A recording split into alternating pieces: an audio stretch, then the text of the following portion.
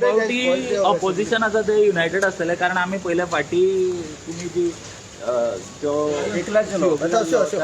Meeting सुद्दां attend करूना जो leader of पळय आमचो जो स्टँड आसा क्लियर आसा. हेच्या पयलीं आमी सांगलेलें आसा की इंडिपेंडंटली आमी फायट करतले आनी इश्यू बेज इन केस समज गोंयचे मेन इश्यूज आसा त्या इश्यू बेजाचेर आमी डिसायड करतले की कशें सपोर्ट करपाचें आनी कशें विरोध करपाचें. पूण दिसतले म्हणटा तुमी खंय तरी पळय आमी युनायटेड म्हणल्यार तुमी पळयलां आसतलें आयज इंडिया अलायन्स गठबंधनूच जी आसा ती तुटलेली आसा, फ्रॅगमेंटेड जाल्ली आसा आनी तेंचेच सारकें ना. आनी तुमी युनायटेडान कितें म्हणटले की युनायटेड जें आसा तें युनायटेड नांवा पुरती उरलां, पण ऑपोजिशन करपाचें हें कर्तव्य आसा आमचें बींग ऑपोजिशन एमएलएज.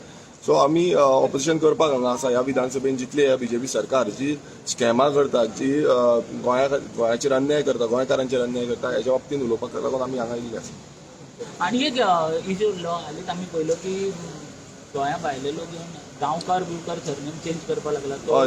तो विशय आयज आमी घातलेलो आसा. तो विशय समज येयलो कॉलिंग एटेन्शनाक येयलो जाल्यार तो हांव घेतलो, कारण हो एक मोठो मुद्दो जाल्लो आसा. आनी गोंयभरांतले लोक आयज तुमी पळयत आसतले भियाल्ले आसा की आमची नांवां सरनेम जी आसा ती मिसयूज जातली, भलतेच कडेन पावतली आनी ते आयज तुमी पळयता क्रायम एक्टिविटी ते गोंयकारांच्या नांवान लागतली.